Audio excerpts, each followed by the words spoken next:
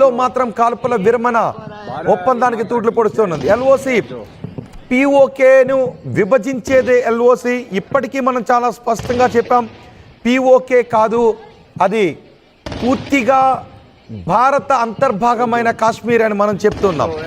ఏదో ఒక రోజు ఖచ్చితంగా కాశ్మీర్ పూర్తిగా భారత్ అంతర్భాగం అవుతుంది. ఆర్టికల్ 370 రద్దు తర్వాత పాకిస్తాన్ విషయంలో, కాశ్మీర్ విషయంలో ఉన్న పాకిస్తాన్ ఆక్రమించుకున్న కాశ్మీర్ని కూడా మనం ఆక్రమించుకుంటామని చెప్తూనే మన ఆధీనంలో ఉన్న కాశ్మీర్ విషయంలో ఎక్కడో 370కి ముందు కొంత ఒక కామా ఉండేది. కానీ 370 రద్దు తర్వాత పూర్తిగా భారత అంతర్భాగమే అయింది. కానీ పిఓకే, పాకిస్తాన్ ఆధీనంలో ఉన్న కాశ్మీర్ కూడా భారత ఆధీనంలోకి రావాలి అని మనం ప్రయత్నాలు చేస్తున్నాం. ఇప్పుడు ఆపరేషన్ సింధూర్ తర్వాత జరిగిన చర్చల్లో కూడా మనం అదే విషయాన్ని పాకిస్తాన్కు అంతర్జాతీయ సమాజానికి చాలా స్పష్టంగా చెప్పాం. కానీ పిఓకే విషయంలో అంతర్జాతీయ సమాజ జోక్యాన్ని మనం అంగీకరించాం కాబట్టి మనమే దాన్ని చర్చల ద్వారా మనవశం చేసుకుంటాం. కానీ ఆ లైన్ వెంబడి, ఎల్ఓసి లైన్ వెంబడి పాకిస్తాన్ ఎప్పుడు కవ్వింపు చర్యలకు పాల్పడుతూనే ఉంటుంది.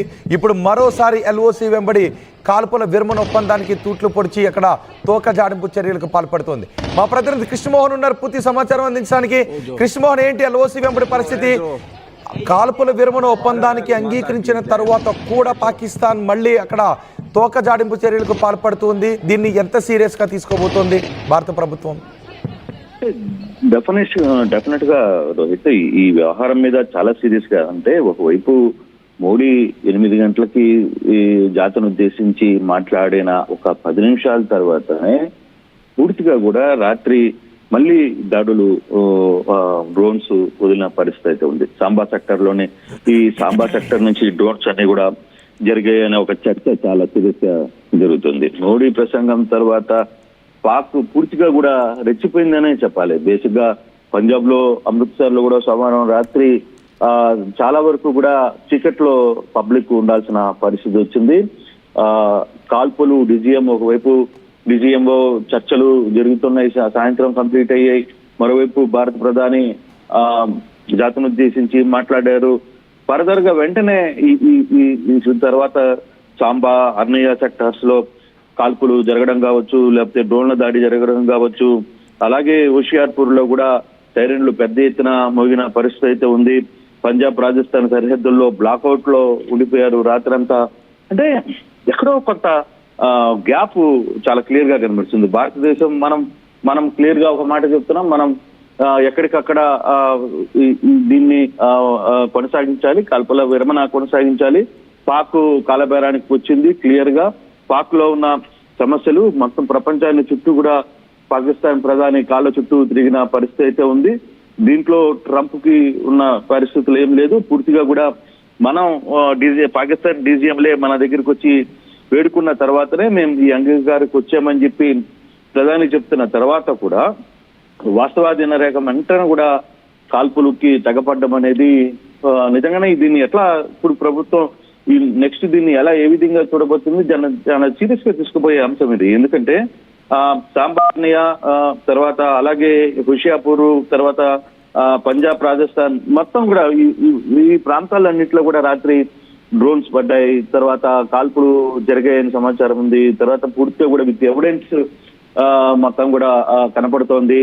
అయితే ఇంత జరుగుతుంటే మళ్ళీ మనం ఎందుకు సైలెంట్ గా ఉన్నామని ఒక ప్రశ్న కూడా పబ్లిక్ లో ఉపయోగపడుతుంది. అంటే మనకి మాట్లాడుతుంది ఒకటి, జరుగుతోంది ఒకటి. అక్కడ సీజ్ ఫైర్ అన్నారు, సీజ్ ఫైర్ జరిగిన రోజు రాత్రే కాల్పులు జరిగాయి. మళ్ళీ నిన్న రాత్రి మోడీ క్లియర్ గా మాట్లాడారు. 5 గంటలకి డిజిఎంఓ మీటింగ్లు జరిగాయి. పాకిస్తాన్ అధికారులు అలాగే ఇండియన్ అధికారులు ఇద్దరు కూర్చొని మాట్లాడుకున్నారు హాట్ లైన్ లో.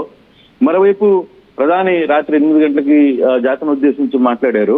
ఇవన్నీ జరిగిన తర్వాత కూడా వెంటనే మళ్ళీ రాత్రి కాల్పులు జరగడం మీదనే కొంత చర్చ అయితే జరుగుతుంది. ఈ విషయం మీద కొంత సోషల్ మీడియాలో కావచ్చు, లేకపోతే చాలా మంది నిన్న రాత్రి రియాక్ట్ అయిన పరిస్థితి కూడా మనం చూసాం. చాలా మంది చాలా సీరియస్, కపిల్ సిబాల్ లాంటి వ్యక్తులు కూడా నిన్న రాత్రి దీని మీద రియాక్ట్ అయ్యారు. మీరు ఒకవైపు భారతదేశం మొత్తం కూడా ఈ పాకిస్తాన్ కి బుద్ధి చెప్పడానికి పూర్తిగా కూడా సిద్ధంగా ఉన్నామని చెప్పి ముక్త కంఠంతో, ఏకకంఠంతో, ఏకవాక్య తీర్మానం చేశాం. మొత్తం కూడా మీ ఇష్టం, డెసిషన్, మీరు ఏం తీసుకున్నా మీ వెనకాల మేము ఉంటామని చెప్పి అందరం చెప్పాం. మరి మళ్ళీ మీరు సీజ్ ఫైర్ అన్నారు, దానికి కూడా గమనున్నాం. సీజ్ ఫైర్ అయిన తర్వాత రాత్రి కాల్పులు జరిగాయి. మళ్ళీ మీరు నిన్న మాట్లాడిన తర్వాత కూడా మళ్ళీ కాల్పులు జరుగుతున్నాయి. అసలు ఏం జరుగుతుంది అంటే సైన్యం కంట్రోల్లో, అసలు పాకిస్తాన్ సైన్యం అక్కడ ప్రధాని కంట్రోల్లో ఉందా, ప్రభుత్వం కంట్రోల్లో ఉందా, లేదు పాకిస్తాన్ సైన్యం ఎవరి కంట్రోల్లో ఉంది? పాకిస్తాన్ ఈ కాల్పులు విరమణ సంబంధించి పాక్ అధికారుల చేతిలో కూడా, పాక్ సైన్యాధికారుల చేతిలో అన్నా కూడా పాక్ సైన్యం ఉందా లేదా అనే అంశాలు ఇప్పుడు తలెత్తుతున్నాయి. అంటే ఒక డెసిషన్ తీసుకున్నారు. ఓకే, ఇద్దరు మనం ఒకరి మీద ఒకరు కాల్పులు జరుపుకుందని ఒక ఒప్పందం తీసుకున్నారు. ఓకే, సీజ్ ఫైర్ అయ్యింది. మాట్లాడుకున్న తర్వాత మళ్ళీ ఇటువంటి కాల్పులకి ఆ సరిహద్దు ప్రాంతాలంతా కూడా ప్రతిరోజు రాత్రి భయంతో ఉండాల్సిన పరిస్థితి. కృష్ణమోహన్, కేవలం ఎల్ఓసి వెంబడి మాత్రమే కాల్పుల ఉల్లంఘన జరిగిందా, లేదా రాజస్థాన్, పంజాబ్ రాష్ట్రాల్లో ఉన్న అంతర్జాతీయ సరిహద్దులు గుండా వాళ్ళ డ్రోన్ల కదలికలు కూడా ఏమన్నా ఉన్నాయా? పంజాబ్, రాజస్థాన్ లో కూడా డ్రోన్ల కదలికలు ఉన్నాయి. చాలా క్లియర్ గా విత్ ఎవిడెన్స్ ఉంది. చాలా వరకు చాలా ప్రాంతాల నుంచి రికార్డ్ చేసిన వీడియోస్ మొత్తం కూడా చాలా క్లియర్ గా వస్తున్న పరిస్థితి అయితే ఉంది. పంజాబ్, రాజస్థాన్ సరిహద్దుల్లో కూడా బ్లాక్అవుట్ చేశారు. రాత్రి కంప్లీట్ గా బ్లాక్అవుట్ లో ఉండాల్సిన పరిస్థితి. విద్యుత్ ఆపేశారు. ఎక్కడ చూసినా చికెట్లలో ఉండిపోవాల్సిన పరిస్థితి వచ్చింది. అసలు పంజాబ్ లోని అమృత్సర్ అయితే పూర్తిగా బ్లాక్అవుట్ అంట. కంప్లీట్ గా అసలుకి లైట్లు గీట్లు మొత్తం ఆపేజ్ చేస్తే సైరన్ లో మోగిపోయినాయంట రాత్రి. అసలు విపరీతమైన టెన్షన్ లో రాత్రి అమృత్సర్ పబ్లిక్ అయితే విపరీతమైన టెన్షన్ లో ఉన్నారనేది చాలా పెద్ద సమాచారం. మరోవైపు సాంబా, ఆగ్నేయ సెక్టర్స్ కూడా సేమ్ అదే పరిస్థితి. అక్కడ డ్రోన్లతో దాడి జరిగింది. మొత్తం ఎల్ఓసి సంబంధించిన మొత్తం కూడా పాకు రాత్రి కాల్పులు జరిగిపోయాయి అనే ఒక చర్చ జరుగుతోంది. దాని మీద విత్ ఎవిడెన్స్ మొత్తం ఆ ప్రాంతాల్లో వాళ్ళందరూ కూడా వీడియోలతో సహా తీసి బయటపెడుతుందిగో ఈ టైంలో కాల్పులు జరుగుతున్నాయి, వస్తున్నాయి సౌండ్లు, మీరు వినండి, లేదంటే చూడండి ఆ డ్రోన్స్ వీడియోలు తీస్తున్నారు. రాత్రి జరిగినవన్నీ కూడా ఎప్పటికప్పుడు పూర్తిగా కూడా సమాచారం వచ్చేస్తుంది. అయితే రాత్రి కొంత అలర్ట్ కూడా అయింది. భారత సైన్యం కూడా కొంత అలర్ట్ అయింది. కాకపోతే పూర్తిగా ఆ టైప్ ఆఫ్ మూడ్ లోకి ఇంకా పోలేదు. మరి ఏం జరుగుతుంది అనేది కొంత చర్చ అయితే జరుగుతుంది. రాత్రి ప్రధానమంత్రి మాట్లాడిన తర్వాత కూడా ఇటువంటి సంఘటనలు జరగడం పట్ల కంప్లీట్ గా రాత్రి నుంచి చూసుకుంటే చాలా మంది ఈ వ్యవహారం మీద చాలా క్లియర్ గా మాట్లాడుతున్న పరిస్థితి ఉంది. అసలు ఏం జరుగుతుంది, మనం ఎందుకు సైలెంట్ అవ్వాల్సిన పరిస్థితి వచ్చింది, ఏమన్నా వెనకాల ఏదైనా ఉందా ఏంటి అనే అంశం మీద చాలా క్లియర్ గా వ్యవహారాన్ని అయితే స్పష్టంగా అడుగుతున్నారు రోహిత్. అయితే ఎందుకు దీని మీద ఇంకా మనం కొంత ఒక నిర్ణయాత్మకమైన చర్యకి రాలేకపోతున్నాము అనే ఒక చర్చ జరుగుతోంది.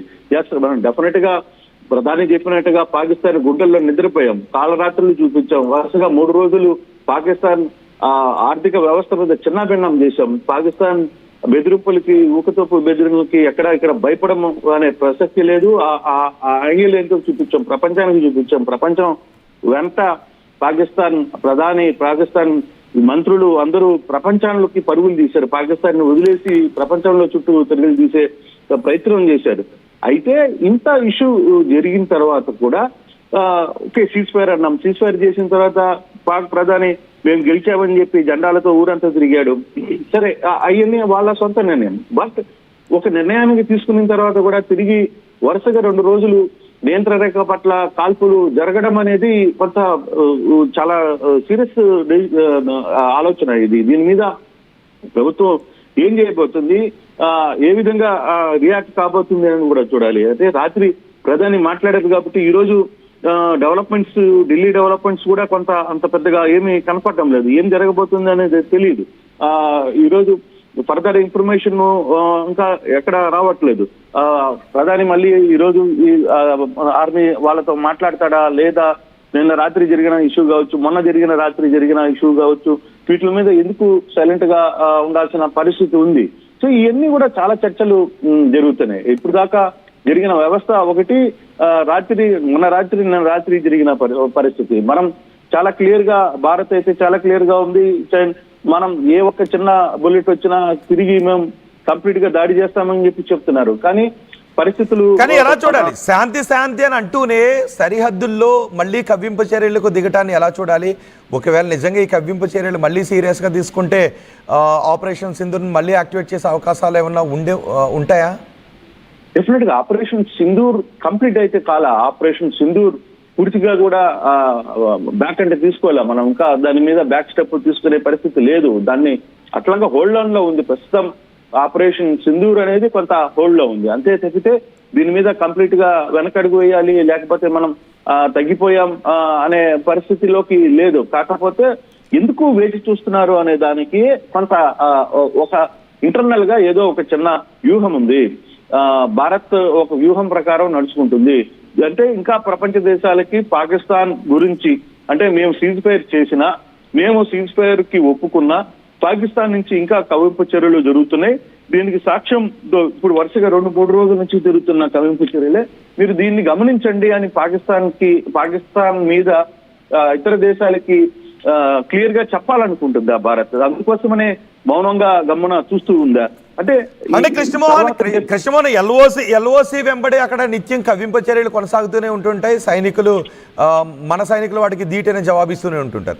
కానీ ఇటు పంజాబ్ రాజస్థాన్లో కూడా మళ్ళీ డ్రోన్లను పంపించింది అంటే ఒక పక్క శాంతి చర్చలు మాపై యుద్ధాన్ని ఆపండి అని అంటూనే మళ్ళీ డ్రోన్లను అటువైపు పంపిస్తుంది అంటే ఏ విధంగా అర్థం చేసుకోవాలి దాన్ని? ఇది ఒకటి ఇక్కడ రోహిత్, ఒకటి మనం సీరియస్ ఆలోచించాల్సింది ఏంటంటే ఎల్ఓసి దగ్గర అయినా సరే, ఎల్ఓసి దగ్గర కూడా కవింపు చర్యలు పాల్పూర్ సీజ్ఫైర్ అంటే ఏంటి? అక్కడి నుంచి ఒక బుల్లెట్ రాకూడదు, ఇక్కడ నుంచి ఇంకో బుల్లెట్ పోకూడదు. సీజ్ఫైర్ అంటే అదే కదా. అందుకే కదా నియంత్రణ రేఖని చుట్టూ ఉన్న మొత్తం ఆర్మీని అంతా కూడా ప్రస్తుతానికి ఎక్కడెక్కడ ఏమి ఇచ్చారు, వాడిని ఎందుకు వెనక్కి రమ్మన్నారు, కొంత ఆ ప్రాంతం నుంచి సైలెంట్ గా ఉండండి. అసలు మరి అట్లాంటప్పుడు నియంత్రణ రేఖ నుంచి మన దగ్గర నుంచి ఎందుకు కాల్పులు జరగట్లేదు? మన కాల్పులు పోవట్లేదు కదా, మన సైడ్ నుంచి ఫైర్ జరగట్లేదు కదా, వాళ్ళ దగ్గర నుంచి ఫైర్ ఎందుకు జరుగుతుంది? మరి అంత ఫైర్ జరుగుతుంది, డ్రోన్స్ జరుగుతున్నా మనం ఎందుకు దాన్ని టార్గెట్ చేయలేకపోతున్నాం? దాన్ని ఎందుకు నిర్వహణ చేయాలి? వరుసగా 4 రోజులు మనం చేసిన పరిస్థితి ఏంటి? మనం డీటెయిల్ జవాబు ఇచ్చాం, వాళ్ళకి సినిమా చూపించాం, పూర్తిగా కూడా వాళ్ళ ఆర్థిక వ్యవస్థను నాశనం చేశాం, చాలా ప్రయత్నాలు చేశాం, అన్ని వాళ్ళ గుండెల్లో నిద్రపోయాం. డెఫినెట్ గా భారత ప్రధాని చెప్పినట్టుగా పాకిస్తాన్ గుండెల్లో 3 రోజులు కాలరాత్రి చూపించాం. అటువంటి పరిస్థితుల్లో ఇప్పుడు ఎందుకు మనం సైలెంట్ గా ఉండాలి? వాళ్ళు కాల్పులు జరుపుతున్నప్పటికీ కూడా మనం ఎందుకు తిరిగి ఫైర్ చేయట్లేదు? అంటే ఇక్కడ ఒక వ్యూహం. బేసిక్ గా సీజ్ ఫైర్ లో మనం కట్టుబడి ఉన్నాం, మేము మాట ఇచ్చాం, ఆ మాటగా కట్టుబడి ఉన్నాం. పాకిస్తాన్ ఇక్కడ ఆ ప్రయత్నాల్లో లేదు. వరుసగా 2 రోజుల నుంచి కూడా తన ధోరణిని వక్రబుద్ధిని చూపిస్తుంది. అన్ని ప్రపంచానికి చాటి చెప్పాలని భారత్ భావిస్తుందా? ఇది కూడా ఒక వ్యూహంలో భాగమే.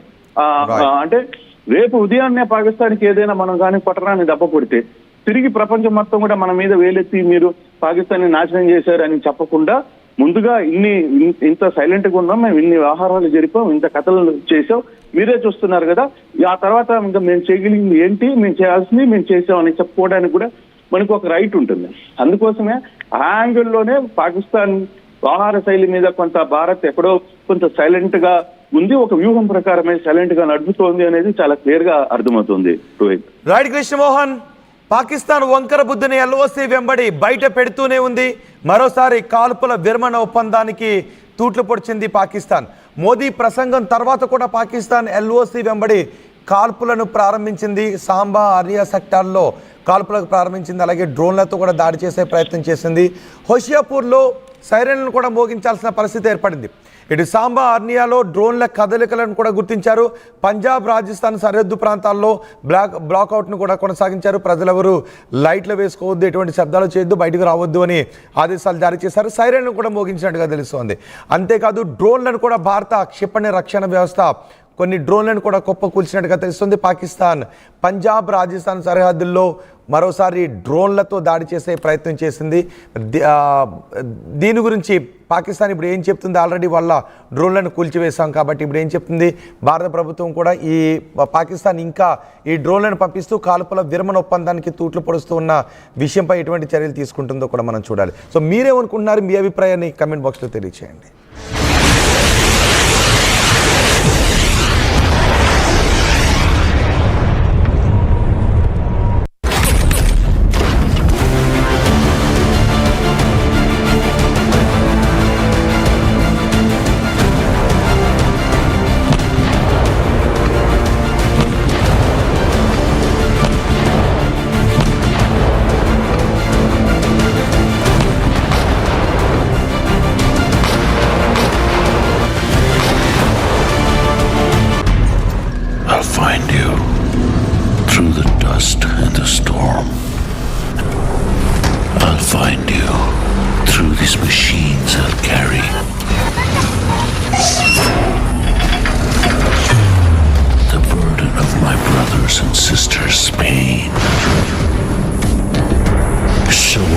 find you.